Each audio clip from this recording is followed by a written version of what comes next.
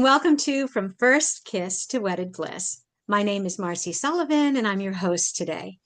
Joining me is Jeanell Greene. She is a marriage and relationship coach. She empowers couples to repair, heal, and have love in their marriages again. I love her mission, which is saving marriages from divorce, infidelity, and emotional trauma. Welcome, Jeanell. Glad to have you here. Thank you, Marcy. I'm glad to be here. So I looked on your website and I noticed you have a few courses, one of them being the Marriage Mindset Mastery. Hmm. Yeah. Could you tell us a little bit about what marriage mindset is? Yeah. Well, I think the first thing to just mention is so many of us grew up with parents who didn't know what they were doing, and their parents didn't know what they were doing. And so I think that there's this huge gap in what we would call maybe common sense. And, we all wonder, it's like we have all the information in the world, right? Like we're super smart beings. We have all the technology in the world. How many books are there around relationships, podcasts, seminars, and yet divorce rates are still rising. And yet people are committing suicide and unable to heal trauma. And so I realized very quickly that it wasn't necessarily that people didn't care or didn't love their partner. They simply didn't know how to have a healthy relationship, didn't even know what that looked like. And so I created this course that was very, I don't want to say elementary, but getting people to look at relationships in a different way and make it shifting their mind. And so in this course, I talk about things like what is the ego? Why do we get triggered? Where does that come from? What is it about marriage that makes it so distinct? And, I deal mostly with men. I love working with men. I don't know, there's just a calling that I feel towards men. Maybe it's because I feel bad for them. Maybe I feel as a woman, I realize that we don't make it easy for them. And they're so confused. And, being married to for 20 years to a man who, if I'm honest about it, is a bit of a people pleaser. I realize that I make it really tough for him sometimes. And all he wants to do is he just wants to love me and be with me and feel accepted. And yeah, and I realized like there was a lot of work that I had to do in my own self-love to be with someone who is just so generous in his affection, in his declaration of love. He's just like this beautiful open book that is just like, sometimes I look at him and he looks like a little 5-year-old boy that's like just love me. And I feel like there's a little boy, that little 5-year-old in all of us who just want to be loved. But we're not trained. We're not skilled. We weren't taught. Now, lucky for me and my husband, we both came from really great parents who showed us what that looked like. We heard it. And so together as a team, it's very easy because we're both in it for the right reasons. Mm-hmm. And we both come at it from a very last night even, and this probably happens every other night, is I just say, I give him a hug and I say, I'm just so grateful for you. So grateful. And he's like, I'm so grateful for you too. And I feel like that's kind of the energy of our relationship. So we show up as two people who really want to be here, who will do everything it takes to work it out, who's there for the long haul. But it takes work. And I think a lot of people assume that we should be born with these natural abilities to be intuitive, to be emotional, to be whatever it means to be in a great relationship. And we're just not wired that way. It's like, it's almost the opposite. We're like wired to not love. We're wired to protect ourselves and yeah, to let the ego run the show. And, the ego is there to protect us, but the ego also prevents us from actually experiencing the joy of love. And love takes risk. Mm-hmm. And so I think that's the thing that's missing in the world. We're so afraid to fail, but yet we miss the whole point. Mm, So, right. Yeah. Well, that is a great introduction there to the marriage mindset. I think some of the things I'm hearing from you, as you like to work with men, is that men really just want to make their wives happy. But a lot of times they don't know how to do it. And I think a lot of times women just aren't very pleasable. Yeah. Would you, Well, would you agree here's with the that? funny, yeah, here's the funny thing. It's like, one of the biggest complaints, because I work mostly with couples, one of the biggest complaints of women is like, well, he doesn't support me, or he doesn't acknowledge me, or he doesn't validate me, like something like that. And the guy just sort of looks at her like, "What are you talking about?" Like big-eyed and you can see, and I know them enough at this point that I know that he is trying in the way he knows how. It's just not what she expects or wants. But then when you say, "Well, okay, well, wife, what is it that you want? Hmm. Like, what do you need me to say that I'm not saying?" She can't even tell him.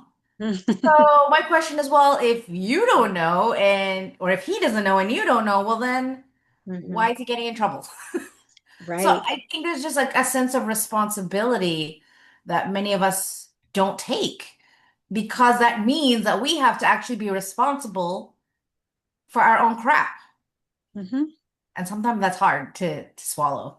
Yes. Oh, I agree with you wholeheartedly about taking personal responsibility. And Mhm. I love that whole concept. If she doesn't even know what she wants, how can he be expected to know? We really do, as women, want them to read our minds and to just intuitively know what we need and just be there when we want. Yeah. And listen, we can get to that point, but we can't get there without any instruction, without any roadmap.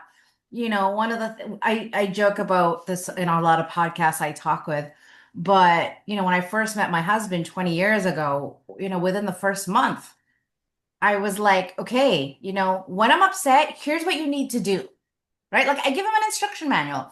When I'm upset and I sound like I'm sounding a little unbalanced, like I'm feeling emotional, here's what I need you to do. I need you to sit down. I need you to listen to me. I need you to support me and love me through that. And then, when I'm finished talking, don't try to fix me. Don't try to change me. Don't give me advice and get me some ice cream. Like oh, and give me a hug and tell me you love me. Mm, Give me a hug and tell me everything's going to be okay. Something like that. But yes. it's so simple. He knows exactly what he needs to do. He knows exactly what he's not supposed to do.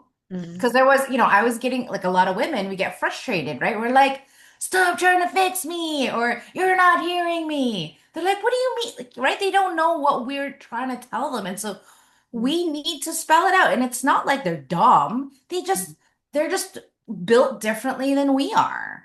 And mm, so we have to be able to speak and give them, and if there's something that we want and need, we need to be really direct about it. And with some men, it takes something, right? It's like, mm, hello, but it comes with time. Like we have to be really patient with them in order for them to understand. And then the most important thing is when they do it right, we have to like acknowledge them. I think that for men, it's so important to mm, feel like, I'll be honest with you. I think men are intimidated by women in general, mm, right? We're badasses. And I think a lot of them just don't know what to do with that, especially when they grew up in a certain kind of household where the women are maybe a lot more coy and submissive. And here we are, these like really powerful women who can, juggle work, kids, cooking, cleaning, and, a bazillion other things. But I think there's a little bit of confusion around the power, if you want to call it the power struggle mhm, between man and woman, understanding of the feminine, masculine. And then now, men before were just expected to bring home the bacon, and that was really all that was expected of them, and to help procreate. Now they need to be emotional supporters. There's so much expected of them that I don't think many of them are prepared for, especially if they come from a broken family, mhm, right? So I think there's just so much that we don't see on the surface as to why relationships break down or why we seem to attract the certain quality of person that we attract. mhm. Yes. There was something you were just saying in regards to relationships that it was right in my mind. Like when you said it, it was what I was thinking as well. Mhm. And now I can't go back there. I just lost it. Um, but let's move on to the one thing I saw on your website. You said healing of your relationship starts with the healing of yourself. I agree with that wholeheartedly Yes, because yes, a lot of people get married thinking the other person's going to fix them. right. And then they're disappointed a few months into it that, oh, they haven't done it for me. Yeah. So, can you talk a little bit more about that, healing yourself? Yeah. Well, let me tell you. So the reason I became a relationship coach was two reasons. I don't want to say reasons, but I think things that happened to me that really changed the course of my life that brought me to where I am. The first one was when I was 9, my parent, like I said earlier, my parents were a great couple. Super fun, did everything together, had a business together, cooked together, cleaned together, like Mm, super cute. And then my dad had an affair with my mm. mom's best friend and Oh, got her pregnant. And this all happened very fast, and left. And I was 9 years old, and I'm the eldest of three. And so I think at 9, I understood kind of what was happening. I don't think my younger siblings really had a grasp of mm, the sort of severity of the situation. So I had to grow up pretty fast. Like I was kind of like my mom's Robin to her Batman. mm, And I saw things that I probably shouldn't have seen as a 9-year-old. Like mhm. we used to go on stakeouts in front of their house, and Oh, I watched my mom punch this woman in the face and make her bleed and things like that. But where was I going with that? Oh yes. So fast forward so my dad left, my parents got separated, and about 2 years later, my dad got sick mm, and he needed a kidney transplant. So he couldn't work, he went on dialysis, the whole shebang. Anyway, at that point, things weren't going well with my dad and his girlfriend, and he asked my mom, mm, to forgive him, to let him come home, because he pretty much figured he was going to die. mm, And my dad was like in his 30s at this point, like he was really young. mhm, So my dad got his transplant 4 years later. And for those that, have never dealt with someone with an organ transplant, it's not a forever fix. You buy time. It's like you buy an extra 10 years or whatever. So, yeah. So then when my dad's time was up, he was 53, and we got to be with him during his last breath, which mm, was amazing. And in that moment, I really just got how extraordinary and how different life would have been had my mom not forgiven him, mm, thinking that maybe he would have died alone. Like, mhm, I don't know. I don't know what would have happened. So thank God for my mom. And then the second, so then when my dad passed away, I thought, oh, okay, happy ending. We were there for him. We said, I love you. We're good. So a few months later, I started to feel that itch of like, okay, I'm 24. I think now it's time for me to go look for my husband because, the man in my life is now gone. There was this gap and I wanted to fill that, like you were saying, right? But what I didn't realize in that situation was I hadn't actually healed. There was a lot for me to heal. And I mm, didn't know that at the time. I just knew I need to get married because I'm mm, 24 and the clock is ticking. And so I think, I got married to someone very fast. Well, we got engaged very fast, I should say. But it turned out terribly. mm, And, I blamed him. To your point, I blamed him. I felt duped. I was like, you're not who you said you were. And what, you said that what I wanted, you wanted. It's not true. And I was so bitter, so mm, angry. mhm, But what I realized was that, you know, um, I just, I chose him because I didn't love myself enough to find someone that I really thought I deserved. mm, I realized the 9-year-old that watched her dad leave that day created three new beliefs, which was I'm unlovable, I can't trust men, and everybody I love will leave me. mm, So I didn't realize until later that that was created in the moment of trauma. mm, But, fast forward into my early 20s, as I start to get into self-development, this is where I realized, like, oh, that's why I picked men that always lied and cheated on me or treated me terribly. Mm-hmm. That's why I attracted that quality of man because I subconsciously did not think I deserved a great guy Mm-hmm. because of my old beliefs. So I Right. really had to work through that. And so a lot of my clients that come to see me, they're kind of in a similar situation.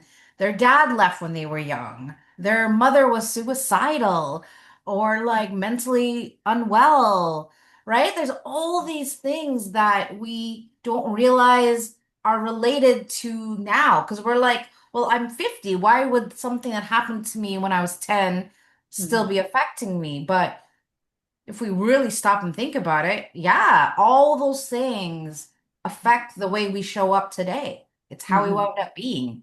And so I think, the beauty of the work that I do is we're like dismantling that in Mm-hmm. a way that is gentle but really powerful and fast.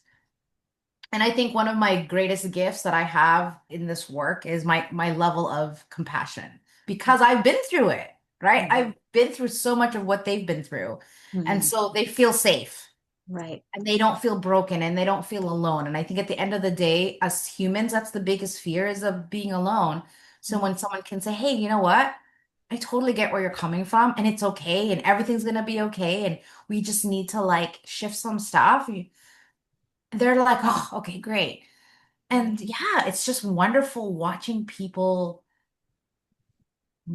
transform Mm-hmm. like a caterpillar to a butterfly so fast. Yes. Yeah, yeah, I love this work. Well, I think that that speaks into really getting to the root or the heart of the issue versus trying to deal with all the branches or the things, that you can see outside, uh, Yeah, those problems that are very noticeable. And yeah. but you really got to get to why are you doing these things? Why are you experiencing these different negative consequences, like the bad relationships and things you were saying? It's really Hmm. good. Get to the heart of it by healing what's the cause? Where did it start, right? Yeah. And we can't do that alone, to be Mm, honest. Guys, if you're listening to this, you can't do it alone. It is like trying to look into your blind spot. You can't. You can't see your blind spot. You need someone else to see it for you. mhm, And listen, I'm no different. Like I have people in my life that, see things that I don't see. And they're like, "Hey, Janelle, do you?" Right? And I think that that's when you have someone in your life that can do that very without bias mm, and can really use that information in a positive way rather than a destructive or critical way. mhm, It's really, really powerful. And yeah, I've been doing this now for a while, so I've become really good at that. mm. Good. Yes. Shine the light. That's Yeah. so helpful. Now, there was another thing that I liked you were saying on your website that there's always hope for reconciliation Hmm. and happiness as long as there is commitment and humility. Hmm. Uh, how do you see that play out? That there's always hope for reconciliation, and you said Yeah. the two things, commitment and humility. How do they play into it? Yeah. Well, I think commitment is, that's really about your vows. That's the promise that you make to each other. It's not like I'll keep my promise until. Mm, And I think hmm we forget that. It's like people walk away so easily because they aren't committed. But here's the thing, you can't say, "Well, I was committed, but that now I'm not." But then what is commitment then if you can get out of it anytime the wind blows a certain way? mm, I think it's I don't know. I mean, listen, I've been through divorce, so I get it now. I get it. But at the same time, especially when kids are involved, mm, right? I think if you can't even commit to a relationship, what then you can't commit to anything. mm, If you can't commit to love and family, mm, what else is there? Like really, hmm really, right? And if you're gonna step out on this other person, you're probably gonna step out on the next person again until you heal whatever there is for mm. you to heal inside. And sorry, what's that? Humility. Yes. Yeah, I think. when I look at my husband, that is such a big part of who he is. He Mm, doesn't show up with ego. He is patient. He knows when to speak up and he knows when to pick his battles. mhm, mhm, Um, and his commitment is always peace. Now, in some cases, it becomes a problem because he'll pick peace over saying how over expressing himself over a concern because mhm. he just wants peace. But I would rather that than the other thing, Yeah. right? So really, the work with my husband is just like, hey, just speak up. You don't have to always say it's fine. If it's not fine, I'm okay to just hear that it's not fine. Mhm, Right. And so I think I'm a bit bolder than he is. And so I've been able to kind of pull him out of his shell. mhm, Because my husband's the nice guy, mhm. that guy, right? Yes. Um, Never wants to disappoint anyone. He's just a Yeah. great, great husband. But I think if we were all hu humble, man, life would be very different. Like I'm just Yes. like thinking about it, right? We wouldn't take what people say the wrong way. I Mm, think we would be more curious. I think we would be more forgiving. mhm, I think we would communicate more because mm, there's no fear of like, what would they say? Why have they judged me? I think there's just such a beautiful essence of someone who is, and I used to think humility or being humble was like putting yourself down, like mm, taking yourself down a notch. But what I've discovered recently is humility is really just about knowing your strengths and your weaknesses, being mm, just really clear about that mhm. and not sugarcoating it or trying to make it something it isn't. It's just like, yeah, I'm not good at this, but I'm good at this.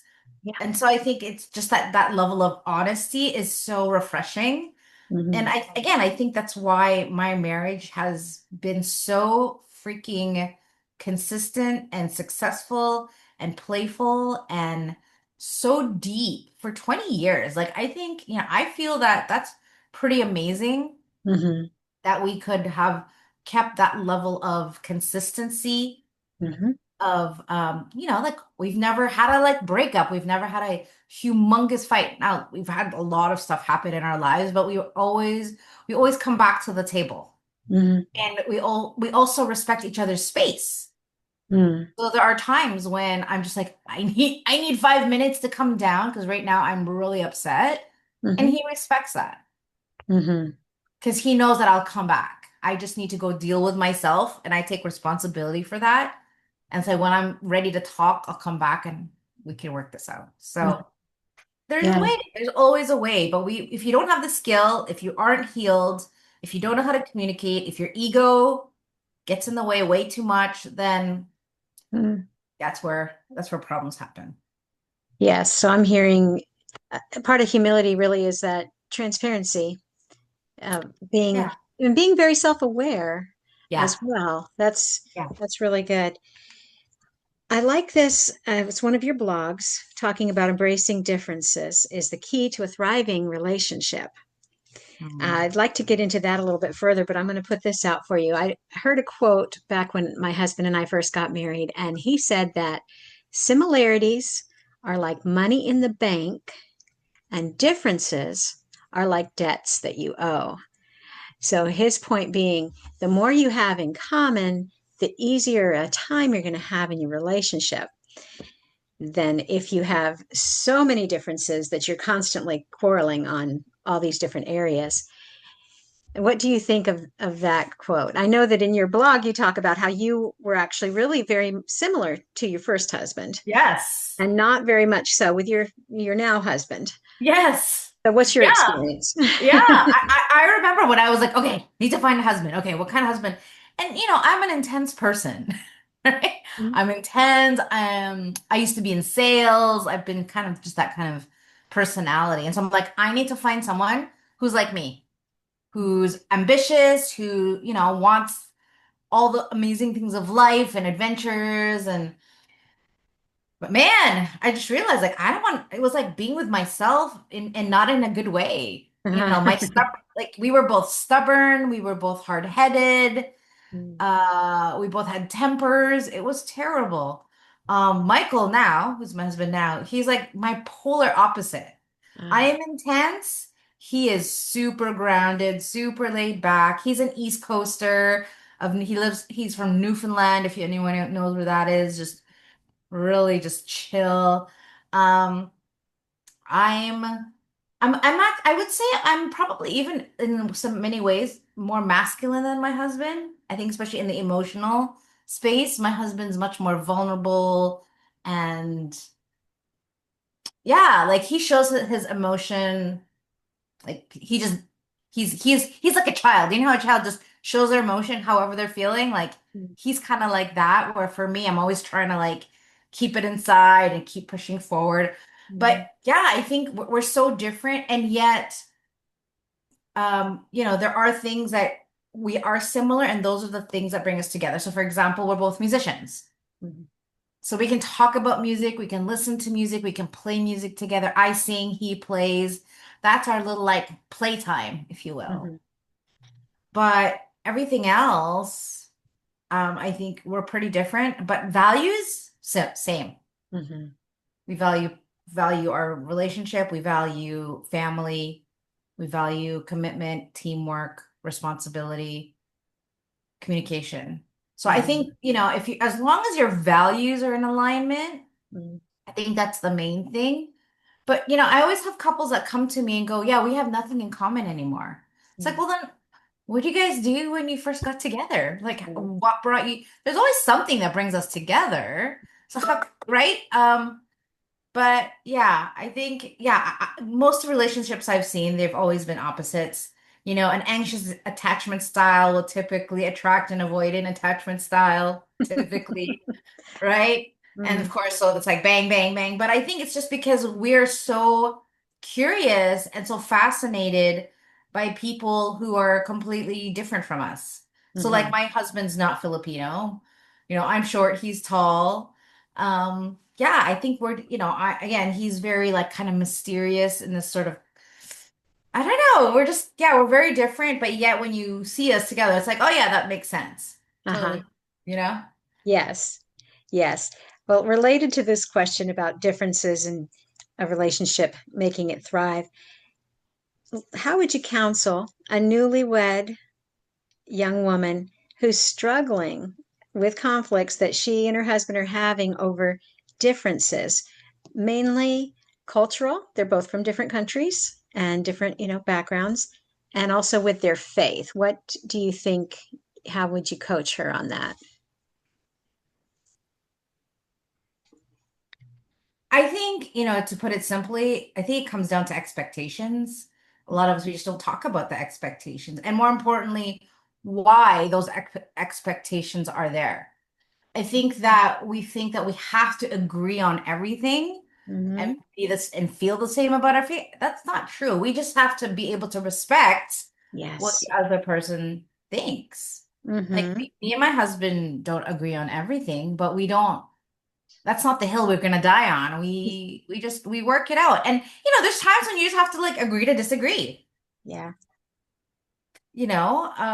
But of course, again, I think part of the problem is so many couples don't have these hard conversations before they get married. Yes. They fall in love with the potential, right? I am Hmm. one of those. I fell in love with the potential.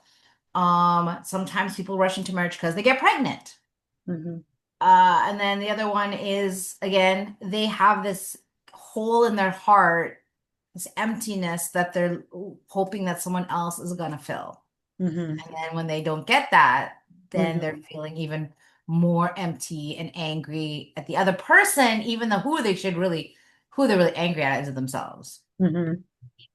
Yes.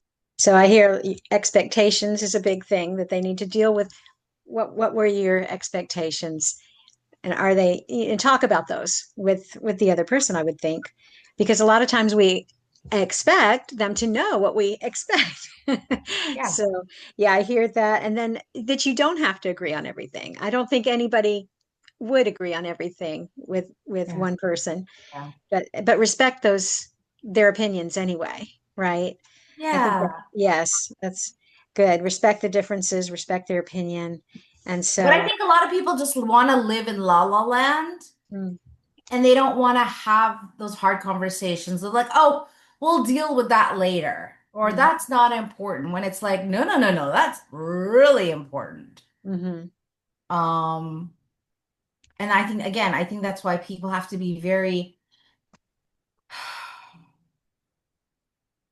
what's the word? I guess thoughtful before they get married. And like, why am I getting married? Is it because the clock is ticking?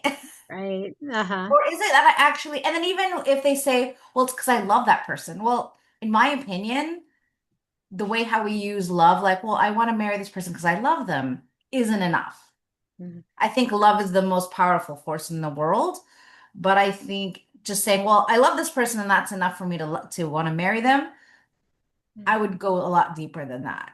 Right? mhm, Because love could be could look like could you think it's love, but it's actually infatuation. right. You don't even know this person. You think you do, Yes. Yes, that's right? why they say love is blind. Yeah. And I even in my first marriage, I remember my best friend and my sister like had an intervention with me and they were like, "Are you sure you want to marry this guy?" And I was like, "What are you talking about? Uh-huh.